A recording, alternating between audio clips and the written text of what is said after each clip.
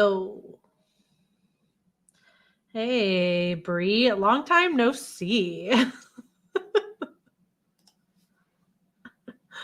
Crazy how we haven't talked in forever.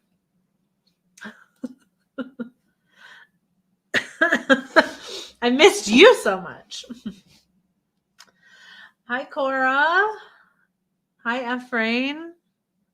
Marielle. Make sure I say it right.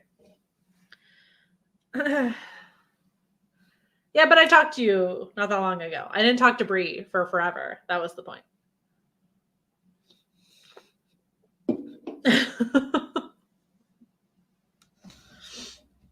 If it had been longer since I talked to you.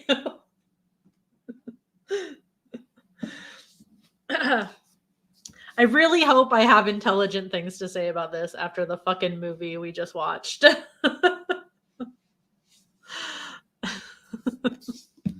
Jazz! I'm trying my best. Felix! What the heck? Now, Felix, I haven't talked to in forever, actually. Not joking.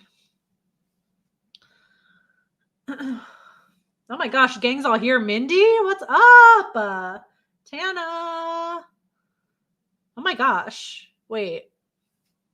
What's happening right now? Gang's all here. I love this.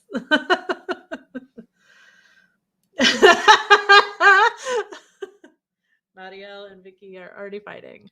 On brand. We have to entertain the people. I don't know what else to tell you. We have to, yeah, it's branding is important, you know? Yep, I remember you, Ephraim. Just surprised to see you here. This is a packed freaking house right now. We're ride or die. Yep. It's all love. It's all love in the Creepy Book Club. All love. But yeah, so I know Bree has some feelings on this. I feel like I don't know, I saw a post from you, you're like, what the fuck? I feel like maybe, I don't know if that was to the whole book or a certain part, but Bonita. Hi, Bonita. Daisy is not present right now, unfortunately. Empty back there. I feel like it's only a matter of time though before she hears my voice talking too much and then she gets tired of me not talking to her. So I'm sure she'll make an appearance. There was a certain part of the yeah. Yeah, okay. So right. There are there might be some people hanging here. Wow. Not like we've got a ton of people, but there's more people that I'm used to seeing, at least the number. So if anybody's just like maybe lurking and just chilling, and maybe you just want to see what this is about, which is totally fine if you want to lurk. I'm not calling you out or making you say anything. But if you're hanging out, Creepy Book Club, we talk about one diversely sourced. I mean, like from the author, you know. Why isn't my camera focusing? Weird. Horror book a month. And we chit chat about it. We don't really have like that much of a structure. It's just like sometimes I'll have like some good questions or stuff to ask or to guide the conversation. There's places on our Creepy Book Club page on the Storygraph app. If you want to join us on there, where you can like put in your discussion or like ask any questions or just like bring up questions that you want to talk about on the stream. But yeah, that's it. Hi, Kelly. I didn't have a chance to go to Aldi yet, but I'm going for that dill pickle popcorn. I feel like that's going to be a game changer, honestly. I love like pickle flavored anything, except those sour pickle balls you guys made me eat. Hold on, I'm gonna grab something to maybe clean my camera lens. Hold on 1 second. Sorry. I don't know what's happening. Maybe it's just my perception. I just feel like it was like trying to focus a lot for a second there. Okay. Anyways, I listened to this on audiobook too because Des recommended. It was at my library. You're so welcome for the pickleballs. God, never forget. Technical dip. It wasn't audio issues though, which is my norm. So yeah, the audiobook was great. It was a great suggestion from Des. Yes, Des was right.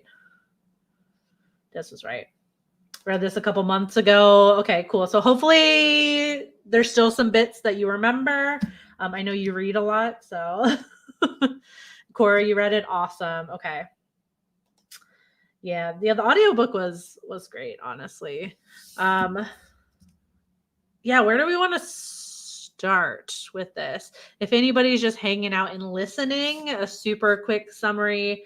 We're following a translator, like a written translator, Anissa, and she, through a boyfriend, learns about this place called the Center, in which you go and you kind of have to like pay a fuck ton of money, enroll yourself for like 10 days in this method, and within the 10 days you will be completely fluent in any language. So obviously there's something weird going on there. So of course it's about her going to the center. She tries it out. It works. And then as she goes back, she starts to become friends with who turns out to be like one of the owners of the center, Sheba, whose father and his friends had started the center. And Anissa, in her friendship with Sheba, starts to uncover the secret to learning a language in 10 days.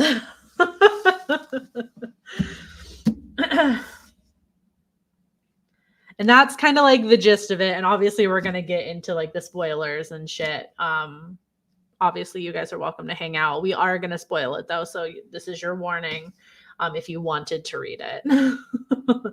Do we want to jump right into the ending? We can. Yeah, Cora's right. It kind of had no ending. It's very vague and just abrupt and just kind of like, and it's done. Which there was kind of like a meta moment, right? Because Naima and Anissa are talking about making like Anissa releasing this story, essentially, right? And they're literally talking about how it doesn't have an ending yet, and Naima kind of makes a joke about like making it end on her wedding, and stuff like that. So it's like it was almost meta in a way. It's like they were kind of telling us a couple pages before it was about to end that like, hey, this isn't gonna have an end. And I feel like kind of at the end it just wraps it up like essentially what we were reading or listening to. If you listen to the audiobook, I feel like that the connection kind of comes in at the end if you're listening, because she ends it with saying like, by addressing us as dear learner, as if this is just the recording that she made, and that's what we've been like reading this entire time, ideally listening to, because that's what you do at the center. For anybody who hasn't read it and is just tuning in, basically you just sit in a room for like freaking 10-12 hours a day and like listen to somebody talk in the language that you're trying to learn, and they usually just like talk about their life or whatever, and they're just like endless talking, and so towards the end Anissa starts to record her own thing.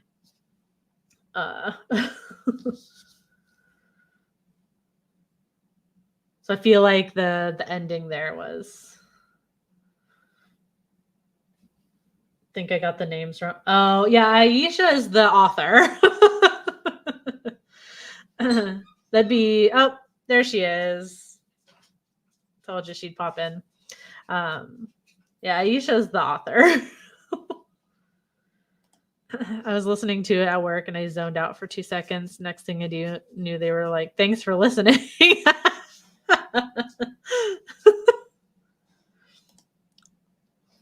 The real end is the idea that the book we just read was actually a true story that happened to be published as fiction. That blew my mind. I mean, it makes sense. Like, it kind of like once it happens and you have a second to like think about it, like you're like, oh, so what we were listening to was got it. The literal end is just them talking, but I think it's that idea that you're supposed to walk away with. Yeah, I agree for sure. She mentions Ayesha at some point though. Pseudonym. Oh yeah, at the center. But I think that's Anissa's like pseudonym, and they say it's like her grandmother's name or something like that. Because they all have like a pseudonym or whatever at the center or whatever. Didn't play right. But you did mention, you mentioned Marielle. But the concept, it was a cool concept though. Like I feel like especially for you.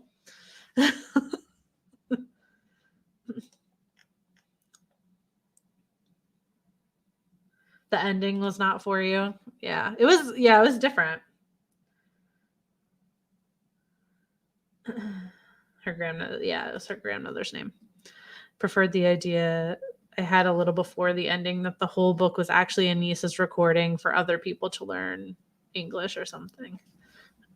Which technically it kind of is, because that's what they were, like she lets Naima listen to it. And that's essentially what they're using to turn into the fictional story, right? The fictional true story. So in a sense, like you kind of are.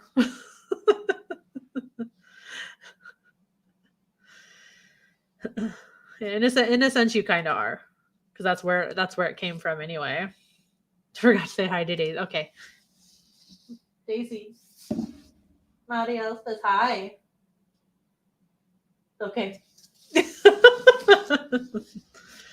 She's just kind of like looking at me like, all right. It's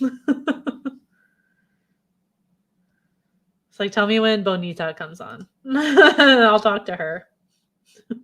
Thought the ending was abrupt. Yeah. I'm kind of with Bree on this one. I think it's abrupt to what we're used to, maybe. For sure. And I'm not discounting that. But I also kind of saw it as like a fade out. Yeah, like it just slowly faded to black. Like I just imagine like Anissa and Sheba just talking into the night, like it says, and it just slowly fades to black.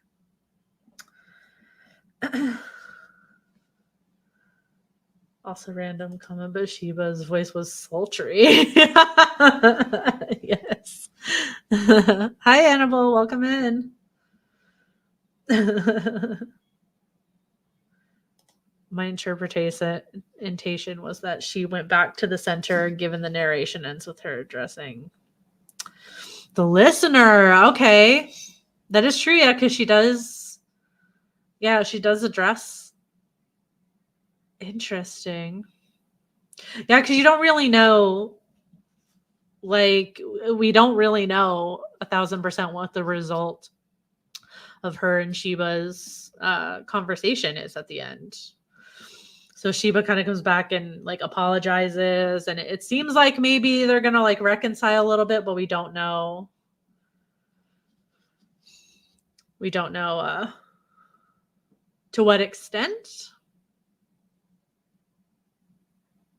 Maybe because of Sheba kind of turning around and coming back, maybe her and Anissa go and eventually like take over the center and make it something for good. I don't know.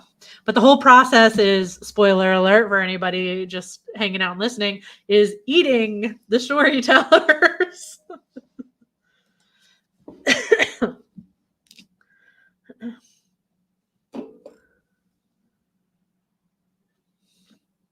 So I don't know how you would like turn that around for like to like change it from what its like original intention was with these men that created the center. Good soup. It's good soup. That was a fun twist. Yeah, did anybody what was your guys's thoughts on what was actually happening at the center? Like initially before you found out what it was. Like what were you guys thinking? Or did you have any guesses or thoughts ahead of that reveal? After the fact, I feel like I should have seen it coming, but I didn't. I literally had to put the book down. Here to absorb all this like an audiobook. Hey, that's okay. Yeah, you're always welcome to hang out and just listen if you want to. Truly, me neither. I didn't even think about it. I didn't. They do talk about food a lot though, so it's like, I don't know. I guess I just didn't have a thought where I was just like, oh, they're just like describing this like really good food that they're having. Okay, cool. And yeah, my brain was just like, not like, hey, maybe there's something to the food that they keep mentioning. I really hate that she just decided to come back and partake in the center. Like, where did that come from? Like at the end? Like at the end she decided? Because I feel like that's up in the air. Because this still could have just been like her original recording, like before Sheba shows up, and then she adds that part at the end. Because her intention was to make this story, right? So I think you could interpret it that she doesn't. Unless you're talking about a different part, and I've got you mixed up here. I was wondering where same. Like I'm like reading it, and I'm like, okay, like obviously that's a little weird that they are like learning a language so quickly and becoming fluent. But yeah, and the whole center, the way it's kept, is a little bit strange. But yeah, I wasn't really getting the horror. I was like, oh, I see. I think at work, I don't think we categorize this in the horror section though. I think they just put it in regular old fiction. However, this part of the story happens after she left India, so the only way she could have continued recording it is if she'd returned to the center.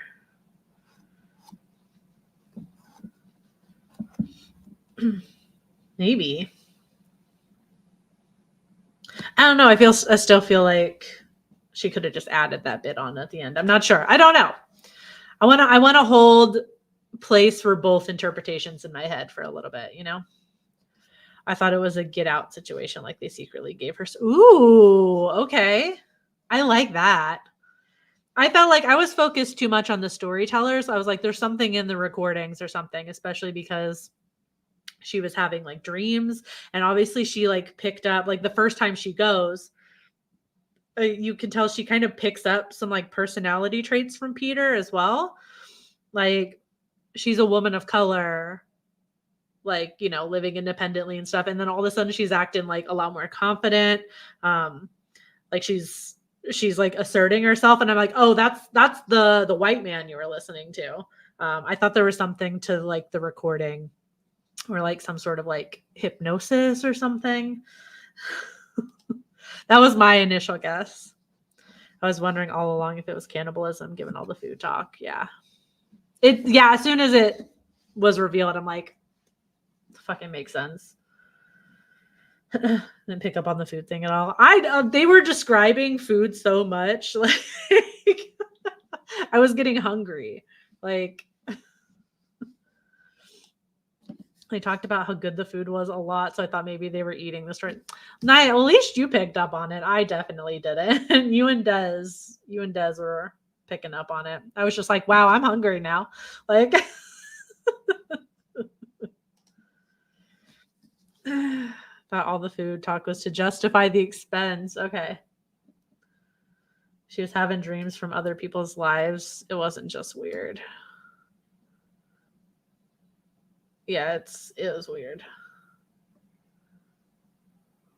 Thought all the food talk was just to make me jealous.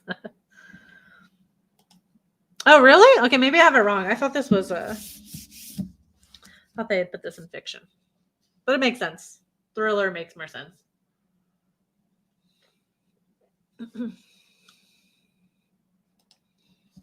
The fact that she provides so much detail in her retelling is like what she describes happened in the recording. She used to learn the languages, so I thought she must be one of them now. Okay. Hey, I'm just holding place for both interpretations at the moment. I haven't fully made a decision. I don't know if I'll ever make a decision, you know what I mean?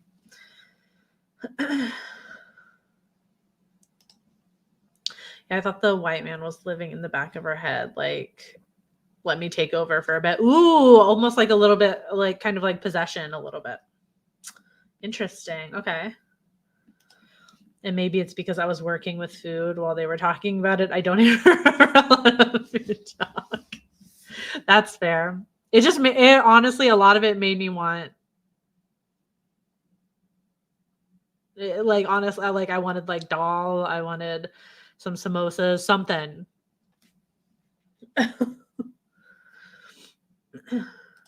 And that is the question. That is the question. Would you guys eat someone to learn a new language quickly? Great question. I don't know if I want to answer that on live.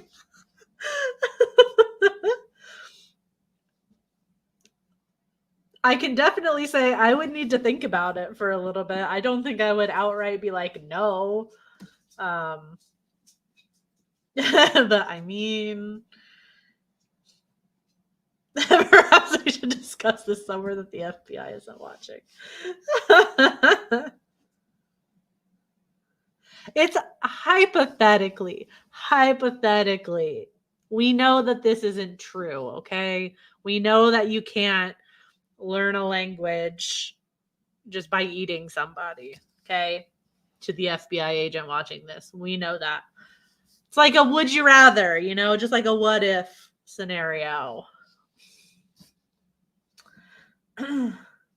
So I'll just say I wouldn't say no right away. I would have a long, hard think about it.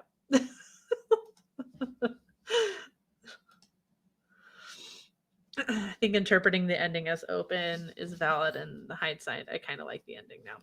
Yeah, I like that it's like, I think you could interpret it either way that you guys have been saying. Like, I think I like it about it. So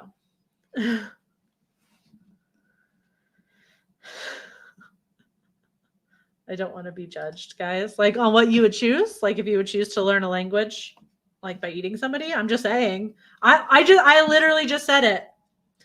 It's going to be on the internet forever now. I wouldn't say no right away.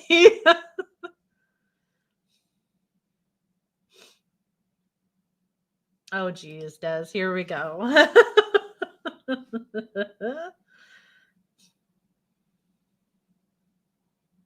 we don't know it. We don't know it isn't true. You're right. This could very well be true. I mean, it isn't just eating people though. They have to like,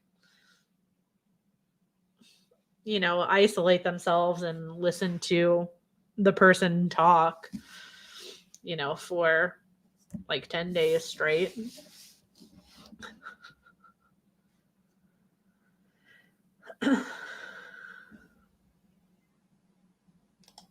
Imagine the Gilmore Girls.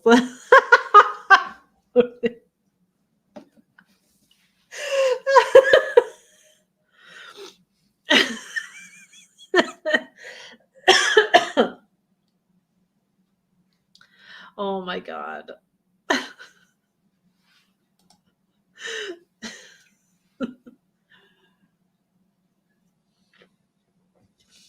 Wow.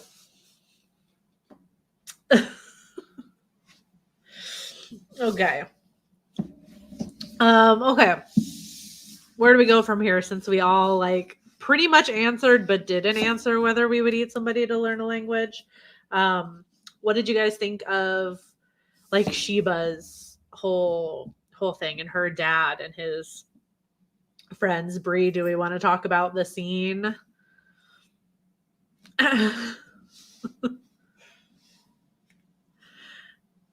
Do we want to talk about it?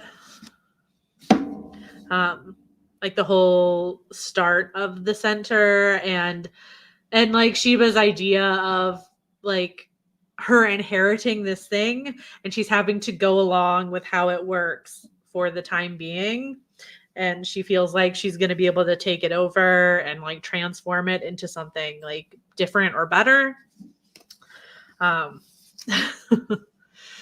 Anissa kind of pushes back on that for her a little bit, and I feel like that's when they don't talk for a little bit there at the end, you know, because I think Anissa picks up on that. But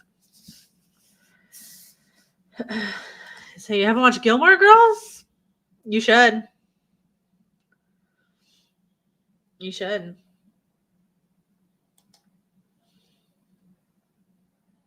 Yes, please. Oh, they were 1,000% creepy. Yeah, 1,000%. Especially Sheba's dad, which I know is the scene Bree was like, what the? I also thought that was like, what the fuck? Like all of a sudden, Anissa's like just like describing talking alone with this man, and it's like, and all of a sudden it's like sexual, and I was like, girl, what? What? What do you mean? I was like, no, I don't know. I don't want to do this. And then she's describing the like feeling his hand on her head, like pushing her down. And I'm like, no. And then at first she doesn't do it. And I'm like, yes. And then she does it. And I'm like, no.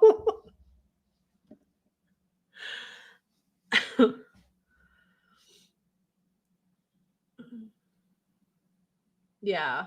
That whole part, I was like, mm-mm. So Nashiba's character got confusing for me. What part of her going along with her dad's old men group was her, and how much? Oh, Bree, pop off. Yes, I didn't even think about it, because like think of how many people Sheba's eaten,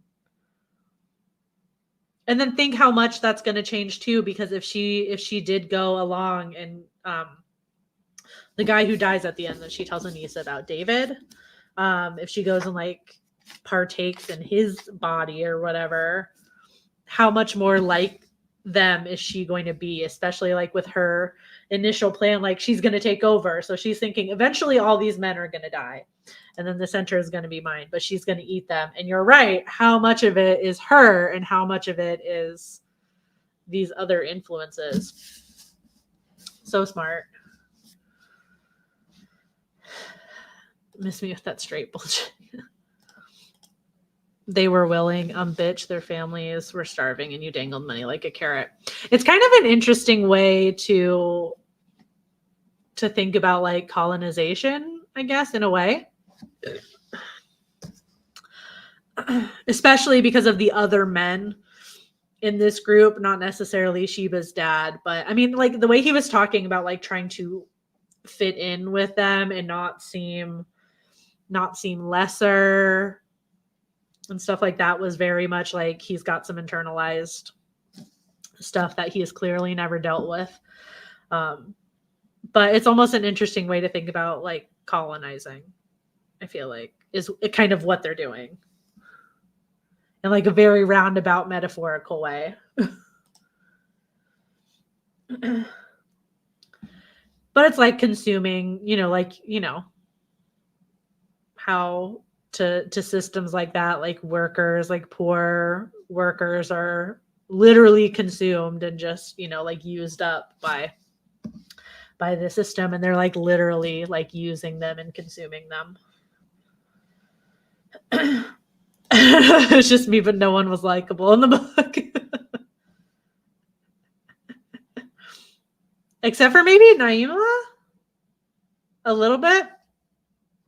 Although I did kind of agree with Anissa. I was not 100% on her choice of man.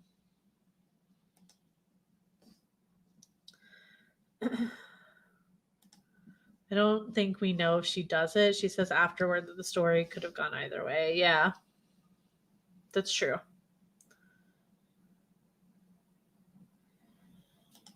I love Denisa. She likes to be at home with her cat and she likes books. She's just like me for real.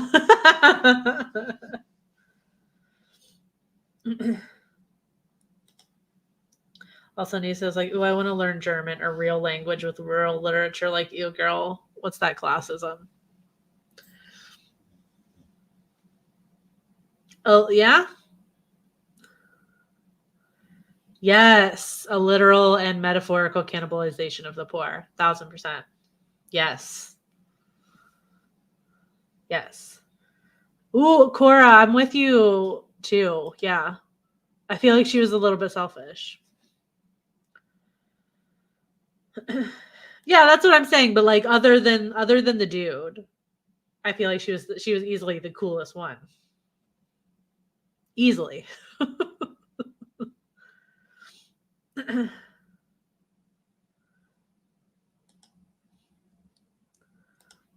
Jobs that are almost guaranteed to kill people have always been given to the people that have to do it for their families. Exactly. Yeah, that's where I was getting like, yeah, I feel like the whole thing they're doing was just colonization essentially. It always comes back to that shit. I feel like we're always talking about stuff like this in book club.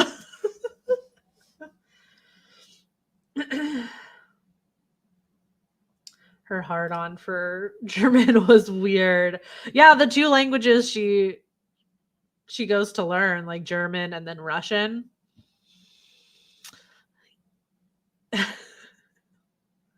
Clearly, like I know she loves her cat and she loves her books, but clearly I feel like she probably thinks like the only real literature out there is German and Russian literature.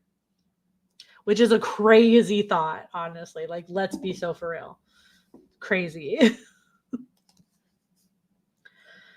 I don't know if that's maybe part of her characterization because I feel like, I mean, we only get a little bit of her like with her own family, like when she goes to bring Adam to meet her parents or whatever.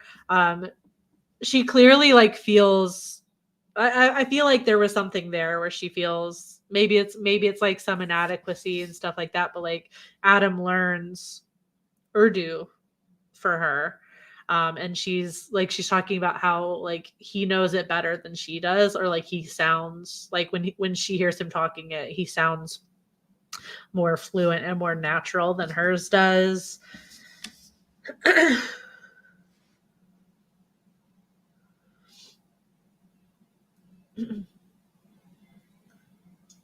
Her trashing on her own language and culture. Yeah, and she has like the weird moments too where she's talking about there's the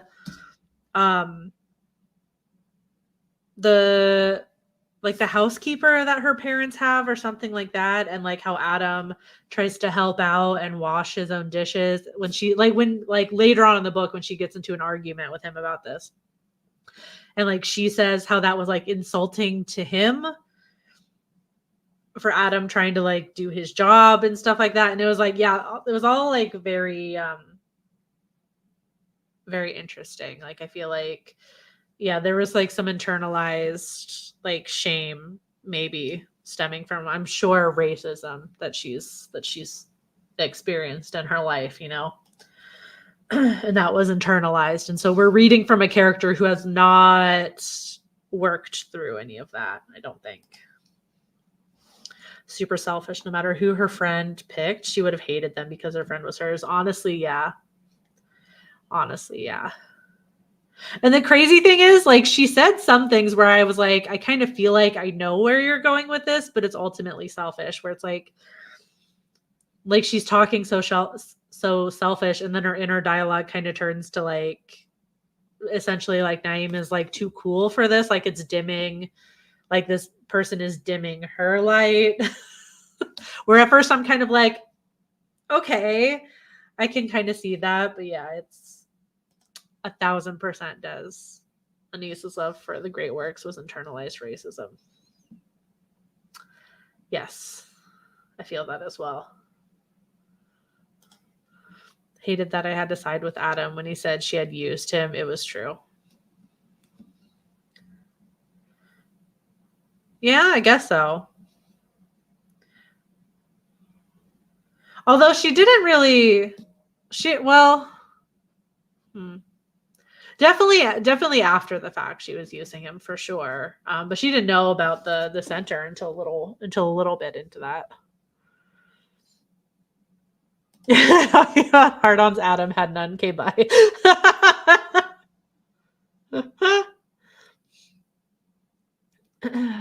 I think that's fair that women are expected in society to give all their attention to their man when they get in a relationship and drop all their friends.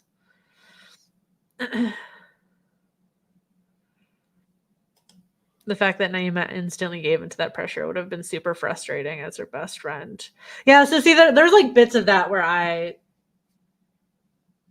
kind of agreed with Anissa there. I was like, I see where you're coming from.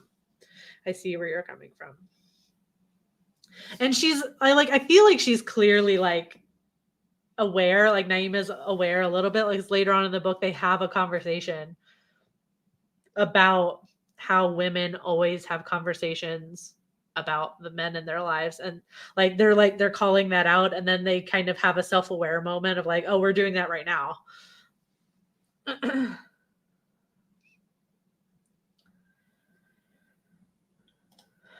Also, Naima's too mature and expensed to make her whole life a man. Yeah, it seemed so not like how she wrote her in the beginning. Yeah, I kind of wonder what the point of that was a little bit. like what the point of doing that to her character was. I don't know if I fully understand that. If anybody has like any interpretations, would love to hear. Like, what was the point of that whole storyline of Naima finding a man and Anissa? Like, was it just to make Anissa feel isolated because she kind of like pulls away from her friend for a little bit because of it? Like, is that the only reason? I don't know. There's that whole huge paragraph where she talks about how women's friendships are not celebrated like relationships are, and that hit me hard. I took a pic of that page and sent it to my best friend. Yeah. I think that's what like frustrated me about it too, where I was kind of like on Anissa's side a little bit, because I'm like, I feel like their friendship was so strong, and that was the best thing about like the entire book. Definitely the best thing about Anissa was her friendship with Naima. And Naima was like the fucking coolest. Like she'd be somebody that it's like I'd be way too shy to talk to her, but it's like I want to be her best friend. She used him. She was going to marry him just so she wouldn't be alone, even though. Oh, okay. I gotcha. I was thinking purely of like the center, and I was like, but she didn't know about that until they go to meet her friends. But you're right. You're 1,000% right. I'm sorry. I just was not. I wasn't thinking of that. I wasn't thinking of that bit. I don't understand what the point in making some characters take certain decisions. Yeah. I don't know if anybody has an interpretation on that, I'd love to hear it. Keep in mind, this is Anissa's POV, so again, unreliable narrator. True. If that's true, like how unreliable do you feel that she was, Des? If you do, like are we talking about, you think like most of this book is, well, it's like all like fabricated, right? It's all coming from her, but you know what I mean? Like, are there bits that you think just did not happen the way that they actually did because of the unreliable POV? I'm interested to hear that. I like to get her hate for Naima's partner and that whole dynamic. How very 1940s of you. But even if Naima was with someone who let her grow, she still would have, oh yeah, 1,000%. But I think that would have been more interesting for Anissa's character development if it was somebody that truly was good for Naima. But to Dez's point, I guess we don't really know if we're going to take into account like Anissa being like an unreliable narrator. Was he really that bad for her? Or is that just the way Anissa was interpreting it? Because she was bitter. Just 1,000% bitter for sure. But I think you're right though. Like I do think you're right, Tana. Like no matter who it was, Anissa would have had beef about it. And that pinpoints the weakness of the book. All the other characters are just there as plot devices, essentially. Yeah, her relationship with Adam truly was just a vehicle for her getting to the center. Like, definitely. I feel like I remember though, like reading I'm just like skimming the summary really quick because I feel like the summary truly is just like an introduction. It made it seem like Anissa and Adam were going to be like a couple the entire book. And then he's just like gone. And I'm like, oh, okay. So the whole point of him was to get to the center. Got it. Got it. I think the inconsistent characterization of Naima was possibly a function of her own issues. Des always coming in with like the smartest shit, honestly. I feel like that almost changes like every single interaction and every single scene in this book if you think about it as Anissa being an unreliable narrator, which is wild. I could see her being unreliable when she found out she was eating people. She was upset about it, but given what I've seen from her, I think she was probably like, oh, word, that's crazy.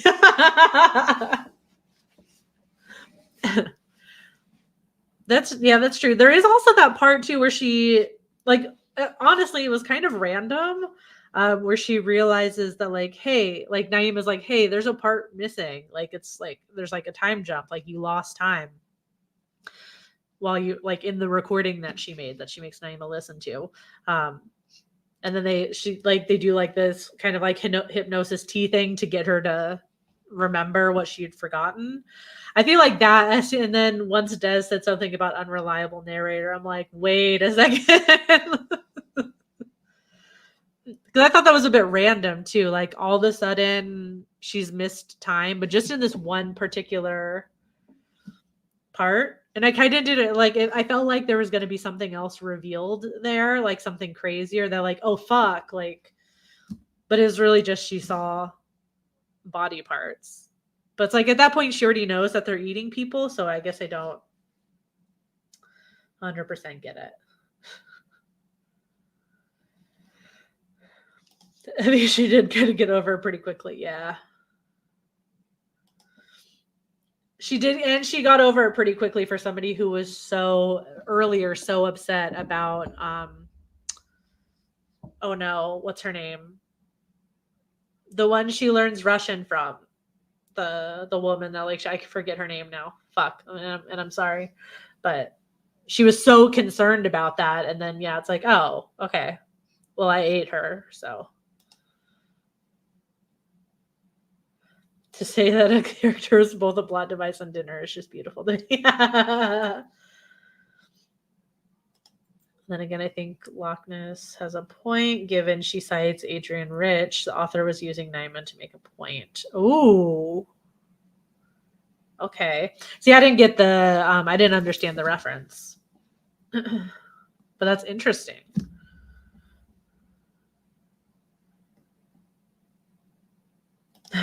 I appreciate it, put on a little show for us, though.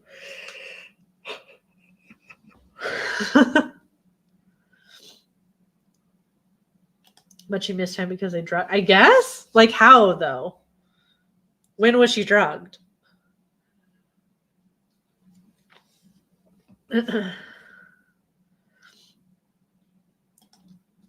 You reminded me of another thing I didn't love about the book. Sometimes the narrator was so straightforwardly saying her opinions. I hate when authors spell things out for us.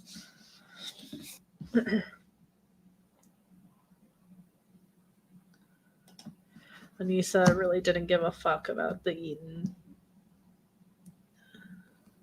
I feel like she was almost more concerned with like what the way the center was created and why, like with Sheba's father and the other men, than she is about people being eaten. In fact, Naima seemed more concerned with it. Like she was like, we need to tell people about this. She seemed more concerned with it also. I don't think I'd want to eat someone without knowing her or someone I liked. Careful, and we're on the internet.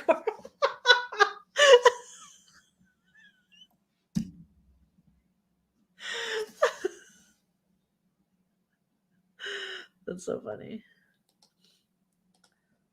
They caught her in the kitchen and injected her with something. Oh, okay, the injection. Okay. I'm like, but to me, I'm like thinking like it would have had to have happened earlier. Like I'm trying to think of like when she had tea with Sheba, maybe it was like their drugs in that. You're correct. Marielle's always trying to start shit. You're just trying to get this to fire. Bree and I aren't the ones that fight. So that would be weird. When do we ever fight? It's always me and you, Marielle. It's me and you that fight. Don't try and start it with other people. Don't try and start it with other people. Actually, we did. Oh yeah, we did fight a little bit on Wednesday. Just a little bit. I wouldn't even call it a fight. It was just I don't know. We just bickered, you know? See, I had already forgotten about that. I had already forgotten about it, Brie.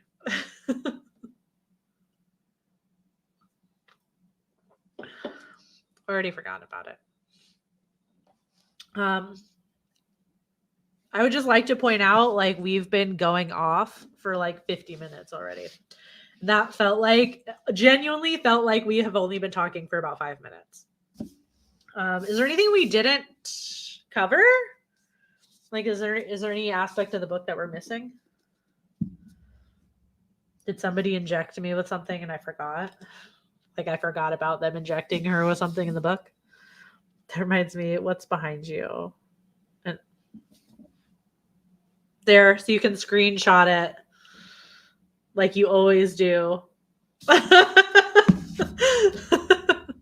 It's not unfinished. It is exactly how it was meant to be.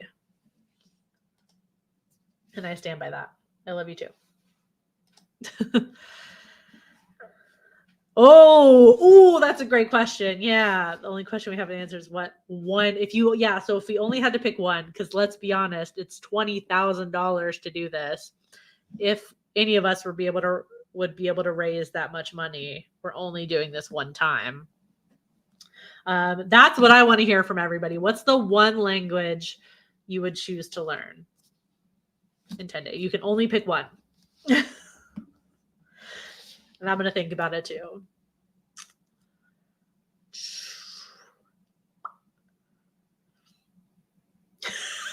Des.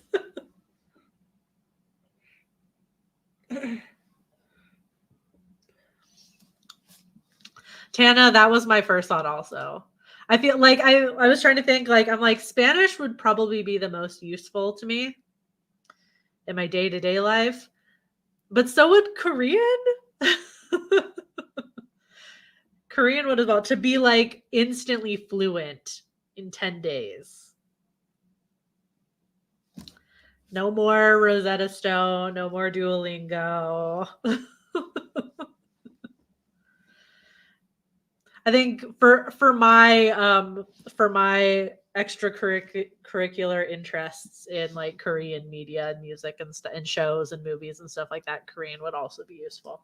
I think I would have to go with Korean. Spanish, if I'm being honest, Spanish would be the most useful to me. So let's see. Mariel says Chinese. Okay. Of course, it's Spanish. Des said Klingon or Elvish. All right. Annabelle says Japanese. Okay. Really hard for me to choose. You have to pick one. We all picked one. Well, Des said two technically, I guess, but three I want to know equally, but I think I choose Japanese. I long to be able to have a vocab bigger than a Japanese 2-year-old. I'm so sad you're putting your idols over communication with your bestie, me.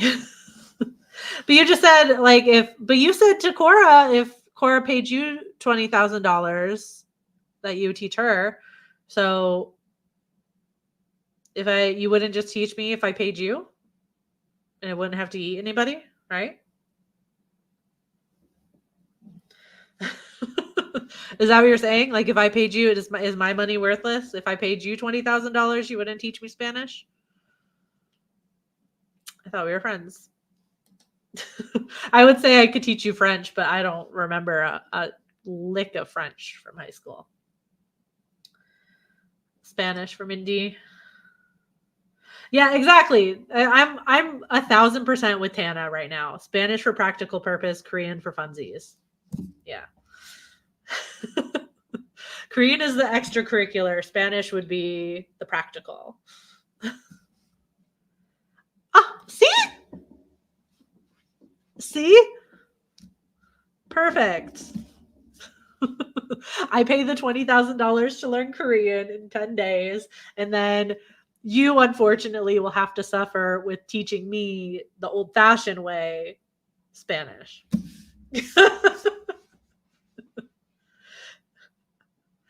I don't know how well I'm going to do. So more power to you, my friend. More power to you. No one asked, but my runners up would be Scots, Gaelic, and Latin. Latin would actually help you with a lot, though. I mean, at the very least, like the nouns and the verbs and stuff, like you've got French and Spanish and like Italian on lock. At the very least, like you could figure your way around those languages from knowing Latin. So I feel like Latin's a fun one. I'm with you on that one also. Teach you Spanish free of charge. Have your own Puerto Rican interpreter. I love that. See, you guys can just teach me the stuff, and then I'll pay the 20. I'll eat somebody and learn Korean. In all seriousness, I would learn to love. I'm gonna say this. I'm gonna say this wrong. Malayalam. Is that how you say it? Your father's native language. Well, that's nice. Where does it come from? Like what? I really hope I said that right too.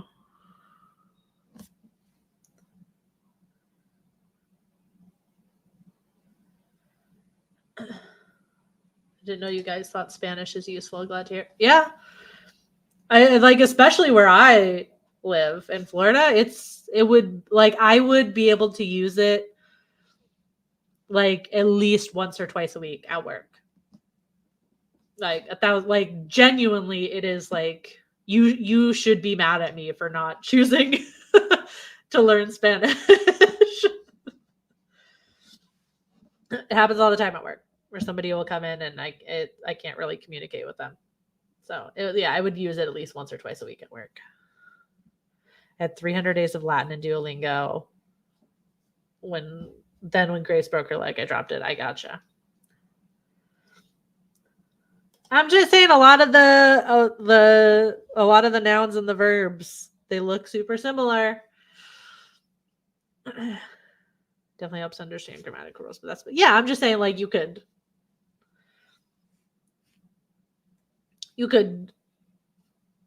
You wouldn't be completely inept, is what I'm saying.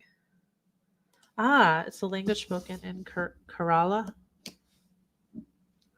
Did I say it right though the first time? Did I say that right?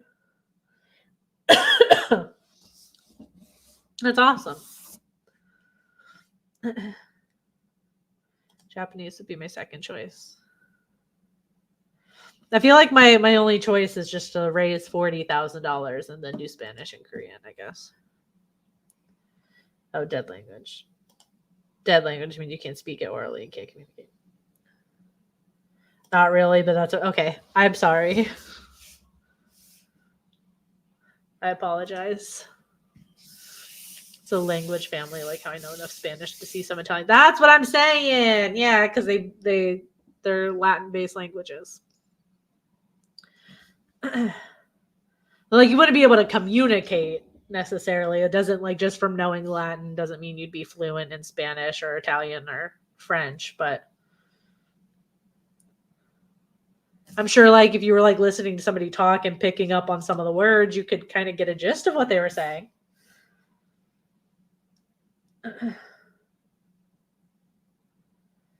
Oh boy. Okay. I think I've started. I think I've started an argument. Okay, you may. All right, that's a good point.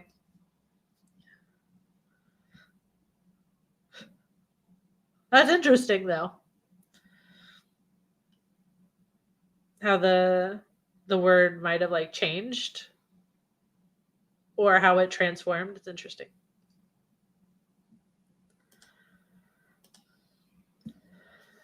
Bring in a backpack. I can hide it and then we'll split the meals. I'm just what do I notice?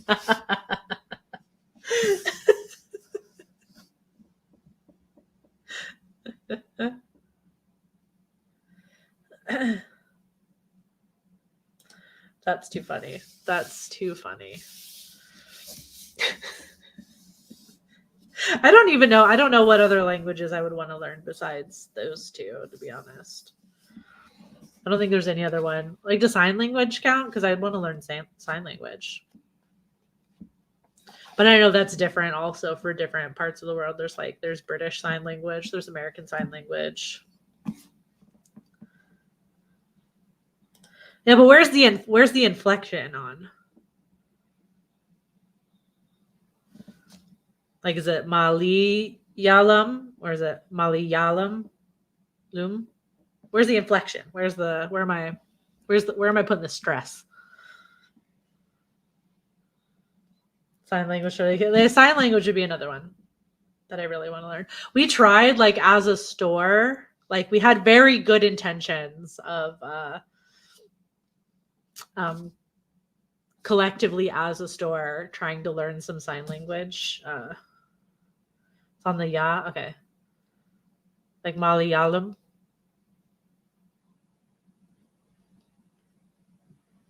That's where I want to know where like we're putting the stress.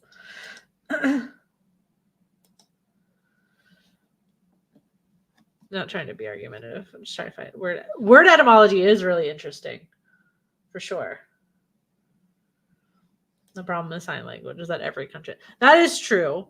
That is true. But if I'm spending $40,000 to like learn these languages in 10 days, I probably don't have money to go anywhere else. So if I learn ASL, that's at least going to be useful to me here with other people that use ASL.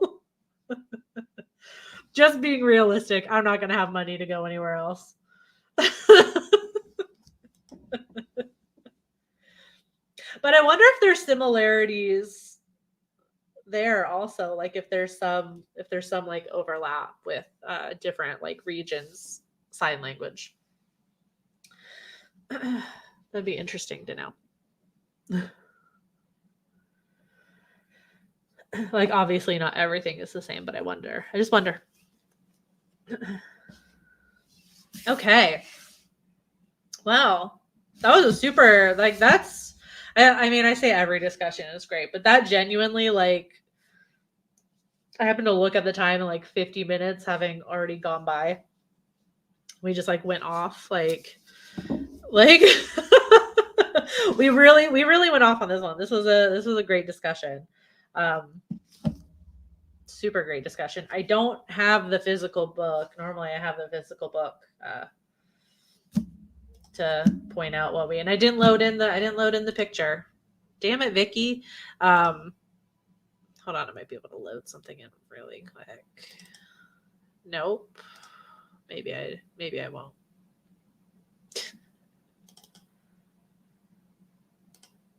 I thought I had an image. I thought I would have had an image of the book. I clearly don't for our September read. I could type it in the chat though.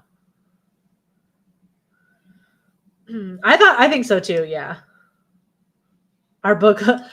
This is also a factual statement. Our book club has so many cool, smart, badass bitches. Fuck yeah. Thank you for the pronunciation. I'll type it how it's spelled on the title. If anybody. There we go. Our book for September. I don't have an image. Normally I have it loaded, but that's what we're reading. Can I do my own comment? Yeah, I can. There we go. There we go. That's our September pick. And then there's your pronunciation. Monstrelia. Where's the stress? You guys have to like you put it in capitals. Where's the stress? Like on tree? Monstrelia. Monstrelia. Thank you.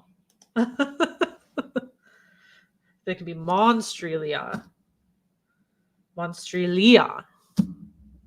Monstrelia.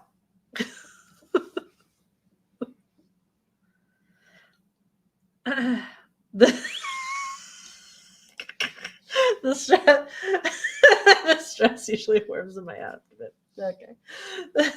Fair enough. Ready for next month? Hell yeah. So am I. I am too. This one, it's like the cover has been calling to me for so long. So I'm glad to be reading it with you guys. But yeah. Hell yeah. I'm excited. I can't wait to read it with you guys. And then, would you say your pick was coming next?